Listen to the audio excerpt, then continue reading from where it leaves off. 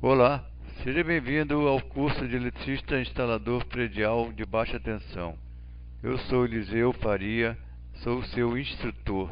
Nesta videoaula irei falar sobre relações interpessoais. O ambiente reflete do ser humano? Bem, pode-se, por exemplo, observar um shopping center e a maneira como as pessoas se comportam enquanto elas estão lá dentro. A limpeza, o clima, a decoração, as pessoas bem vestidas ou não, faz com que se haja de certa maneira.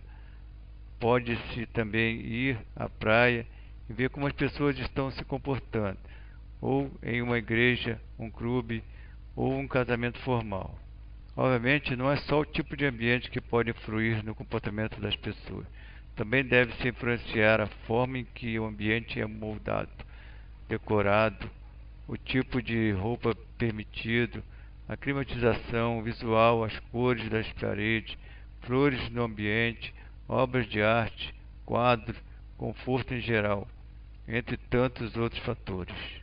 Assim, pode-se supor que o ambiente de trabalho também deva influir no comportamento das pessoas e, por conseguinte, influenciar nas relações interpessoais e supostamente no resultado das empresas em todos os sentidos.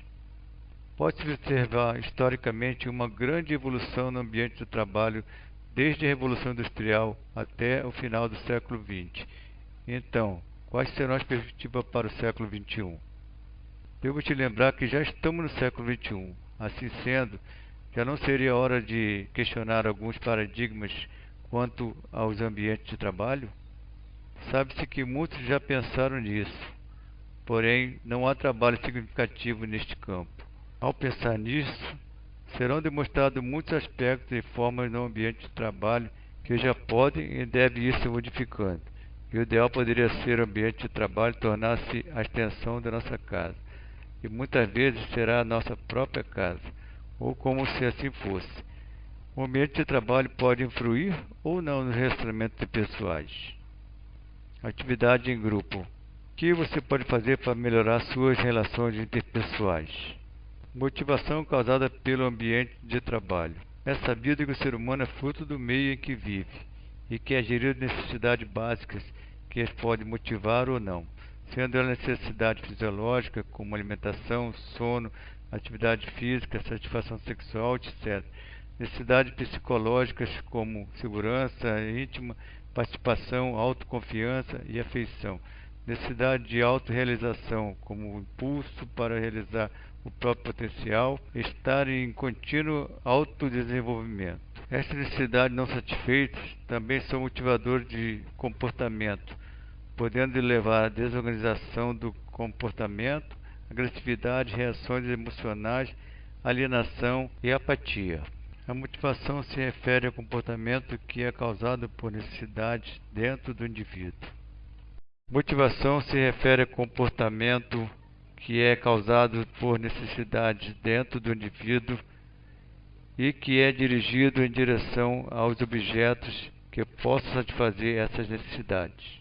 O homem é considerado um animal dotado de necessidades que se alternam ou se sucedem conjunta ou isoladamente. Satisfeita uma necessidade, surge outra em seu lugar e assim por diante, contínua e infinitamente. A necessidade motiva o comportamento humano, dando-lhes direção e conteúdo.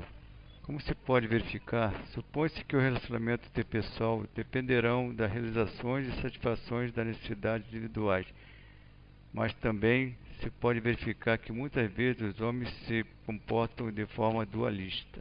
O homem se caracteriza por um padrão dual de comportamento. Tanto pode cooperar como pode competir com os outros. Cooperar quando os seus objetivos individuais somente podem ser alcançados através do esforço comum coletivo. Competir quando seus objetivos são disputados e pretendidos por outros. Atividade. Você sente-se motivado no seu trabalho? Por quê? O que poderia ser melhorado e o que você poderia propor de melhorias? Influência do ambiente. Não se pode exigir resultados de uma equipe se esta não tiver um mínimo de comodidade e de condições para realizar suas necessidades básicas. Mas se acredita que quanto melhor é mais bem atendida a estas necessidades, tanto melhor será o desempenho de sua equipe. O ambiente de trabalho é constituído de duas partes distintas: a física, instalações, móveis, decorações, etc., e a social, as pessoas que o habitam. Frui no conforto social. Evidentemente, se tais elementos forem precários, ninguém trabalharia com moral elevada. Conforme a natureza do trabalho, exige-se-á uma luminosidade, uma temperatura, um grau de umidade diferente, o que também deverá estar de acordo com a região onde se trabalha e a época do ano. Atividade. O ambiente de trabalho influencia até que ponto no comportamento do trabalhador. Dê exemplos: relações interpessoais e qualidade de vida no trabalho.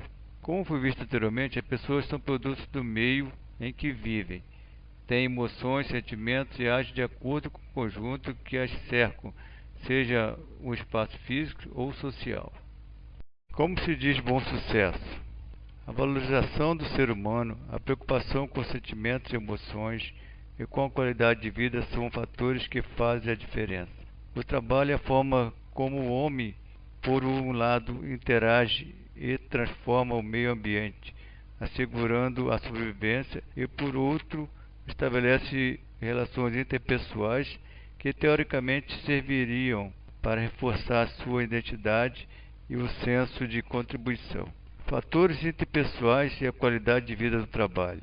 Cada pessoa tem uma história e uma maneira de pensar a vida, e assim também o trabalho é visto de sua forma especial. Há pessoas mais dispostas a ouvir, outras nem tanto. Há pessoas que se interessam em aprender constantemente, outras nem afim. As pessoas têm objetivos diferenciados e, nesta situação, muitas vezes priorizam o que melhor lhes convém. Estará em conflito com a própria empresa. Como observado por bom sucesso, o autoconhecimento e o conhecimento de outros são componentes essenciais na compreensão de como a pessoa atua no trabalho, dificultando ou facilitando as relações. Dentre as dificuldades mais observadas, destacam-se falta de objetivos pessoais, dificuldade em priorizar, dificuldade em ouvir. É bom lembrar também que o ser humano é individual, único, e que, portanto, também reage de forma única e individual a situações semelhantes, como observado pelo mesmo autor anteriormente citado. No cenário idealizado de pleno emprego, mesmo de ótimas condições financeiras, conforto e segurança, alguns trabalhadores ainda estarão tomados pelos sentimentos emocionais. Outros necessitados, cavando alimento diário com esforço excessivo, ainda assim se declaram felizes, esperançosos. Responsabilidade pela qualidade de vida no ambiente de trabalho. Normalmente procura-se passar a responsabilidade para outra pessoa, porém é importante lembrar que o ser humano é produto do meio, mas também influencia no meio. Como cita Bom Sucesso, além de constituir a responsabilidade da empresa, qualidade de vida é uma conquista pessoal. O autoconhecimento é a descoberta do papel de cada um nas organizações, da postura facilitadora, empreendedora, passiva e ativa, transformadora ou conformista. É responsabilidade de todos. Atividade. Você sente-se responsável pelo seu ambiente de trabalho? O que você promove de melhorias? Arranjo físico e ambiente de trabalho. O objetivo de um arranjo funcional é garantir conforto, bem-estar, satisfação e segurança para os funcionários e garantir aos clientes melhores condições de visualização dos produtos, além de um ambiente saudável e agradável para ser visitado. O espaço físico oferece flexibilidade na disposição dos materiais e bom aproveitamento do espaço.